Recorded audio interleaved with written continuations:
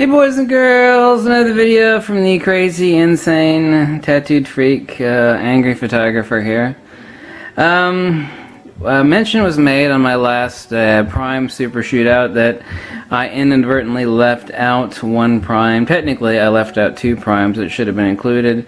So let me do that and actually include a third that I also should have included, therefore to make the Prime Super Shootout complete, one that I forgot to grab because there are just so many lenses and it must have slipped my mind. Obviously, that was the reason, not due to caffeine. That is the Nikkor 200mm f4.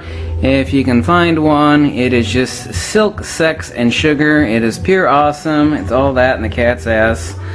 Top recommendation on Prime lens.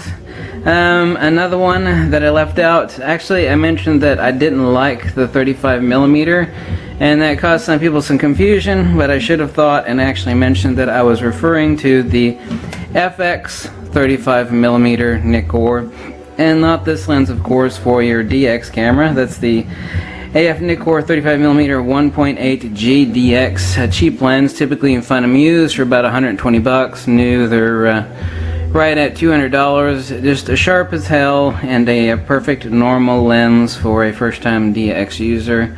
Got a couple of them, found a few of them cheap, and they're incredible little lenses. I should have included that one.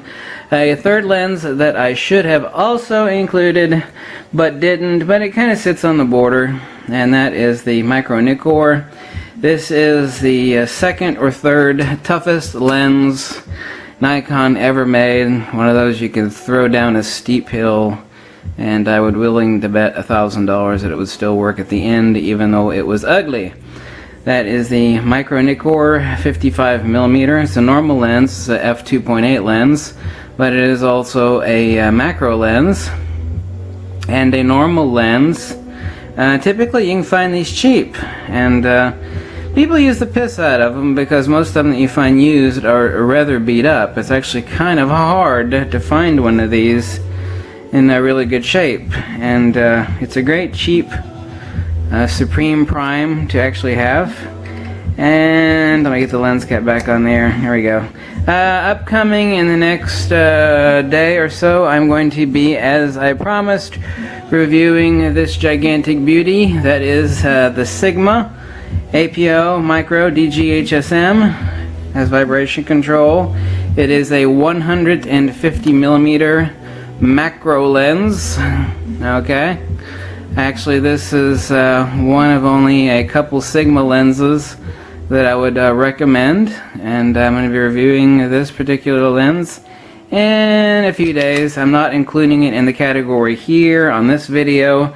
I am just merely mentioning that people have asked me when I'd be doing that review, and the answer is it's coming! Okay?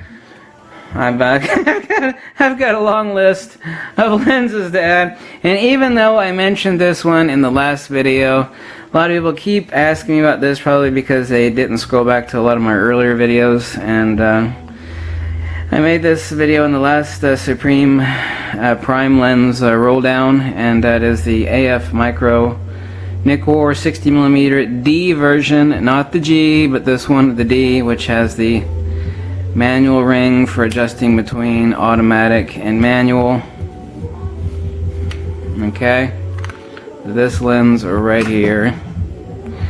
I love multi-purpose lenses, and this lens is a quad-purpose lens, as I've said before in other videos. That some people that might not have tuned in might not have heard about since they didn't roll back to some of the earlier videos. Highest recommendation possible, silk, sex, and sugar, the cat's ass, the bee's knees. It is just pure liquid sex. It's awesome. It doesn't matter if you got an FX camera, it doesn't matter if you have a DX camera, it is perfect, flipping awesome for either one. Typically you can find these used minty shape, unbelievably so, for about 220 bucks. And maybe the average right now, I mean, I've been doing a lot of looking lately. I mean, I've got 3 of these. There's another one back there. Here we go. There's your little cousin back there.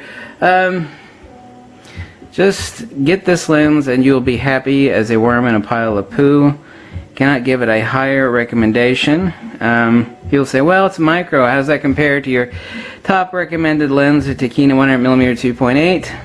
Well, the Tikina is a perfect portrait lens, and it is the perfect focal length for macro, because when it comes to macro photography, the shorter the worse. I mean, you don't have to jam this lens up the ass of your subject to shoot it, but the shorter the macro lens, the more problems you have, especially when it comes to flash photography.